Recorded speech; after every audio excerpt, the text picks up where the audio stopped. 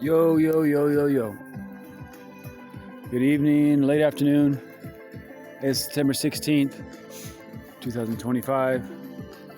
Camp Solomon, and I am completing the circle by cleaning up and moving on. I just want to document this for posterity and for the record, in case anything happens to me, in case they want to push it more than they already have. Trying to hold the camera steady. Jay Davis. Appreciate the comment. I am getting better at this. This is still on the older phone. I have the new phone, really good one I just bought for like $50, but it's playing music and I want to keep the vibe going. So the reverse of what I've been doing so far, I do concentric circles out, in, out to in, out to in. There's a time for everything and a season for every activity under heaven, as Solomon says in Ecclesiastes 3. It's a time for scattering stones, time to gather them. So now I gather my stones.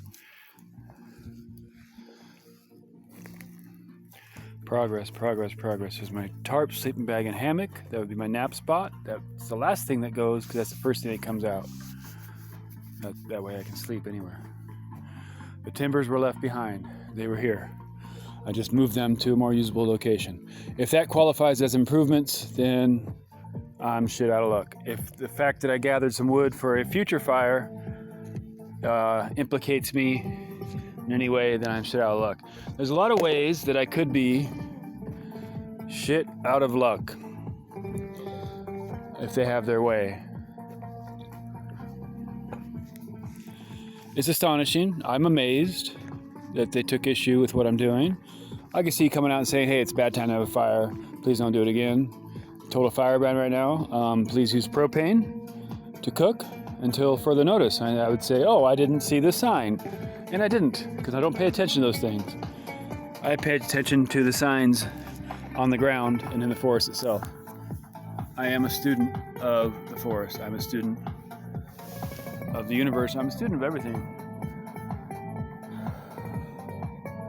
This is my commentary. This is my applied wisdom. This is my religion on display. This is my faith. This is my understanding of what life means and the most useful thing we can do, and I'm doing it right now. They said I can't make improvements. They pointed to the chair and that it looked like a living room out here. Well, if you watch the video, I said, well, what, I can't make myself comfortable? I'm sure you all are comfortable in your living rooms. How long you been here? How long you been here? Well, a couple weeks. Did you come out here in March or did you come out here a couple weeks ago? Well, both. I come for a few weeks, I leave. I come for a few weeks, I leave. This is my stopping off point from all my travels. Deep breath. I don't like the agitation, and I don't like the feeling I have of being in trouble, or the feeling of rush that I'm under right now. A little bit, not much. I'm processing this stuff slowly. One problem I'm running into is the car is pretty full, and there's not going to be enough room to take everything in one shot to a different site. And they told me that my insurance is expired and my license is expired, and so they'll probably be waiting for me to drive down the road to stop me there. Who knows with the sheriff of Nottingham, how far he's willing to go to pursue me or cause trouble for me or make a mountain out of a molehill. The molehill was I left a fire smoldering the other morning, and someone reported it. Very small fire. That's a big fire pit, and there's nothing around it, and there's no sparks flying off a small fire I use to heat my water in the morning. Why I feel like I have to defend myself to total strangers is beyond me. I already talked about this. I've talked about this at length. I understand the paranoia. I understand the fear. But let's get past that. Let's focus on solutions. I am a solutions-oriented individual. And action is a type of prayer, and action is a solution. How am I doing on the camera? Steady? So this is before and after. Well, I'm halfway done packing. Pile of clothes there going into the Samsonite and the orange backpack. Pile of clothes here going into the tent. I have like 6 backpacks right there. I'll put all the clothes in the backpack. There's some Denver foam there that I use as a sleeping pad. I'll wrap that up. The car is mostly full. What I'm thinking of doing, now 5.5 minutes in, okay. What I'm thinking of doing is going up this road as far back as I can get in the car. I know it's a steep road. It goes back about 2 miles, way back in there. I haven't heard one person come back this year while I'm here to go four-wheeling or exploring back there. By the way, this is Reinhard Burr, a live looping session from South Africa. I really like his stuff. I'm just trying to keep a good vibe going. My legs are tired. I've been riding more than I have in years. I know it's only 6 miles each way, but that's a lot when you're carrying 20, 25 pounds on your back. I'm gonna miss this, but I'll be back. I mean, they can't kick me out forever. What I'm gonna do is vacate long enough to for the heat to die down, and then come back. What an aggravation! Such an aggravation. I didn't even know. I had a lot on my mind to say. When I get to filming, it's like kind of lose track. Being organized and everything. I mean, this is my stop-off point. This is where I come when I come for my travels. I stop here. I empty the car to the bare bones, process everything, use everything. The basic premise also is there is no away. You can't throw things away. There is no away. There's no place to throw things. They have to be processed, used. When you take clothes to the thrift store, and I saw this from the inside out when I stayed at the rescue mission and worked at their thrift store, that they just have 40-yard dump trailers out in their yard. That about half of what comes in just goes straight into the dump trailer. Most of the clothes gets baled up in 2,000-pound bricks with baling wire in a compressor and carted off in trucks. Where do those trucks go? Tijuana. They get shipped off on barges to Africa, and it's good clothes. I mean, I put a lot of clothes in those bales that I would wear and that were nice, like brand new stuff. And I kept trying to sneak off a shirt or two, but they had us on lockdown. They were pretty on it with that stuff. But that's your stuff doesn't go away when you throw it away. It doesn't cease to exist just because poof. It's kind of like that old joke about the old lady and the driving and the turn signal. Just poof, the car doesn't exist anymore. No poof doesn't exist anymore. It must be processed. And so I have oriented my life around recognizing the usefulness of everything I see, recognizing the value of the moment that I see it in, and recognizing there's a marble. Nice shot. Recognizing what it's there for and what I can put it to use to do. And this camp is an example of all of that. Everything here works. Everything here is useful. Everything here is here with a reason, including the secondary gas can with the old 2-stroke gas from the generator that was left. That gasoline will be used when it's hard to start a fire, to start a difficult fire when it's really wet out here and I might be starving or on the verge of hypothermia. I got a new mix. A fan of this one. Sake with mango lime Kavita kombucha. I don't have the bottle. Yeah, right there. Smooth. I'm gonna drink this whole bottle. If I don't finish this tonight, I will in the morning. And if they're gonna push this, if they're out here in the morning, because the notice is from 10:47 a.m. on the other day, so I have 72 hours from that. So I have until 10:47 a.m. tomorrow, and I cleared that. I made that clear when I talked to them. How long do I have? 72 hours? Okay. Well, you'll see me move. The car is the big thing. That's super smooth. It's really good. I had it in the creek, cooling in the creek, and it's nice. Actually, I'm going to put it in the bucket of creek water that I have.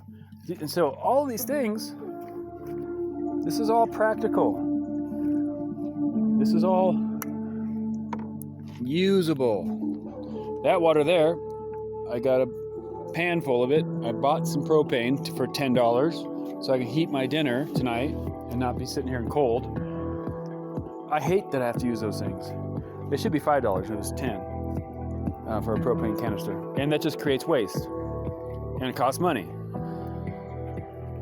The system is committed to the system creating waste and creating the need to spend money to buy more stuff. It's called engineered obsolescence. Planned obsolescence. Apple is the best at that. Apple is the epitome of that idea. We're going to come out with a new iPhone that makes the others obsolete, and the other ones won't. You can't fix it yourself. You can't open the battery. You can't even plug in headphones anymore because we're Apple and we're better than you. That's why I don't touch Apple products. Not to mention the iconography of the Apple itself, what that means, and the fact that Tim Cook is trying to create God with AI. Am I doing good on the camera work? But the donkey is ready to run. I put a gallon in gas yesterday. I can get up the hill a mile or two. I'm going to go back as far as I can. I probably should do that right now as the sun is setting in about an hour and a half. And unload, bam, put tarp it, come back, pick up, unload again, and have nothing here. But I wanted to document this, and I wanted to chronicle. And there'll come a day when these chronicles are going to be very important in the context of where our species is headed. I don't really know how to put that. I need to come up with a more eloquent and erudite way of describing what this means for humanity. This is how we need to live on a massive scale in order to solve the problem that we're facing. The problem that created the overreaction of agencies and authorities and entities and individuals who come out to stop me from what I'm doing and tell me I'm not welcome in the forest. The problem that created those bureaucracies is the problem I'm fixing with my behavior, my lifestyle here, interacting with the forest intimately, picking up everything, cleaning everything, utilizing everything possible, being as responsible as possible. Still going? Yeah, 12 minutes. Okay, 13 almost. Sorry. Being as responsible as possible, being as frugal as possible, being as economical as possible, really. This is just simple economics. When I realized in Idaho, and again, I don't like that I ramble so much. I'm working on this. These are not scripted. Everything is off the cuff. Everything is just me, in the spur of the moment, stream of consciousness, relating how I feel about all this. I have strong feelings about it. When I sat in the RV in Idaho for 28 months or something, a long time, there was one stretch I didn't leave the RV for 27 days except to go across the street to the gas station and get some milk and snacks. But pretty much hold myself up like a absolute hermit, absolute ogre, and avoided everybody and everything. And when I woke up again in December last year, December 5th, rededicated my life to Christ, confessed my sin, and decided to face life honestly. Over the process of a few months, as the awakening happened, it was put on my heart, first of all, to go south to gather sage, because the world needs sage. I'm very gifted in processing and using the sage and teaching about it and knowing where it grows and how to harvest and how to wrap and all that. And that's what I did. And that action prompted my brother to sell the RV I'm staying at, which made me homeless, which then led to me coming here. Well, I came here first, but then it led to me having only this and my car to live out of as a safe place of refuge. I'm gonna go out where the music isn't playing because this is where I'm gonna get a little serious here. And I want to focus. I came here. I was led here by Spirit. I was led here by God Himself. I was led here by Dad to to do this work. And this work is an example. This is how we are supposed to live. This is how the natives lived, minus the machines,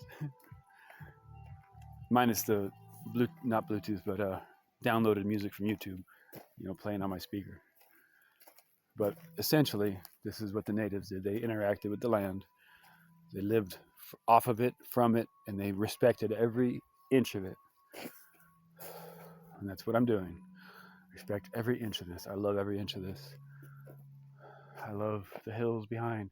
I can go up there and look over the caldera and actually have a bird's eye view. If they do come in the morning, I might just post up there and watch them come in and do their thing. I have no interest in speaking to them ever again. The fact that they even enter my mind shows that I have yet to reach full enlightenment or full power. Things like this. Part of my respect for the land is cleaning up the dust, cleaning up the pine cones, sweeping up the land. Just like I did the beach when I swept the beach. It's the same thing. It's all the same thing. I'm doing the same thing. These trees can be used to heat my camp, to cook my food, I can create industry. I can cut kindling. I can cut rounds of firewood, camp firewood for people. Who knows when they're going to rescind this stage 2 fire restrictions, but it's still damp out here. We haven't had rain since, what's today? Tuesday? Since I think Friday night, or Thursday. But it's still, I would have no problem. Personally, my judgment is, if I just walked in here, if I just dropped off here from like the Pleiades, which I may have been, and just planted right here and go, okay, cook your food, I'd make a fire right here. Bam. But there's already a fire pit over there, so not necessary. And I see no risk. There's no wind. It's not that hot. I have cleared the land of anything that could be caught on fire by a spark. There's almost infinite firewood ready for me to use. So the evidence of my senses, the evidence of these 2 eyes and this mind and the intelligence and wisdom that I have learned over the years is it is perfectly safe to have a fire here.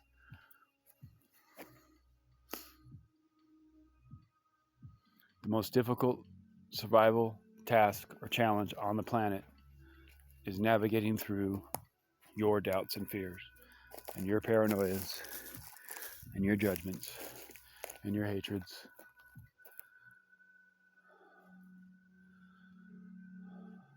Thank you. Thank you. I love you. Life is beautiful. Come out here, take a breath, relax. We may not have campfires, but we'll have night lights and music and dancing and guitar. And thank you. Soak that up, drink that up. When the sun has reached a certain aspect in the afternoon sky, it's not harmful to look at it and soak it in. Sun gazing is good for your eyes. God bless. I love my life. I love what I'm doing. I love how he guides me and leads me and protects me. I severely dislike the opposition because they are opposing righteousness and they are opposing wisdom and they are opposing me. Not a fan. Not a fan. Not a fan. I pray for them. They're still alive, so there must still be hope for them. It's my job to show grace, forgiveness, to show some tact, to react to their onslaughts of rudeness and control and fear and paranoia and threats of imprisonment and just an overwhelming hatred that they possess for anyone who's not like them or doesn't toe the line. Ultimately, it's just really sad. Father, forgive them. They know not what they do. Please open their eyes. And when you convict them, my carnal nature would say, fuck them up. bring them to their knees, give them cancer, something mean. But my spiritual nature says, Father, forgive them. They know not what they do.